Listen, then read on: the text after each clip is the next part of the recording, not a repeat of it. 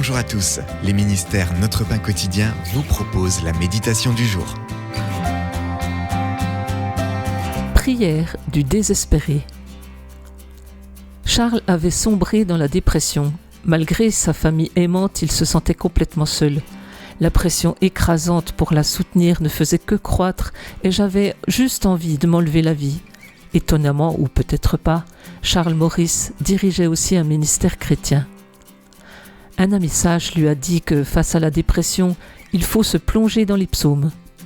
Charles a surmonté son profond désespoir en lisant des passages bibliques auxquels il pouvait s'identifier, en acceptant de bons soins médicaux et en répandant son cœur devant Dieu. Les psaumes sont souvent brutalement francs. Éman, l'Ezrakite, en a écrit l'un des plus amers. Seul le verset 2 est source d'espoir. « Éternel, Dieu de mon salut ». Éman semble accuser Dieu. « Tu m'as jeté dans un gouffre profond, tu m'accables. » Et il a des questions. « Pourquoi, Éternel, me rejettes-tu » La plupart des psaumes se terminent sur une note d'espoir, mais pas celui-ci. Éman le conclut ainsi « Mes intimes, ce sont les ténèbres ». Voilà la prière d'un homme vraiment désespéré. Il a tout de même soumis toute sa souffrance à Dieu. Quand nous lisons des psaumes comme celui-là, nous comprenons que nous ne sommes pas seuls. D'autres ont ressenti le désespoir et ont eu le courage de l'exprimer.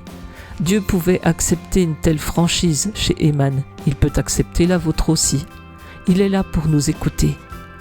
C'était un texte de Tim Gustafson. À quel passage du psaume 88 vous identifiez-vous le plus ? Que demanderez-vous à Dieu aujourd'hui ? Père, je souffre parfois trop pour même prier.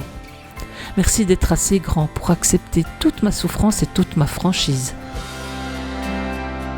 Cet encouragement vous a été proposé par les ministères Notre Pain Quotidien.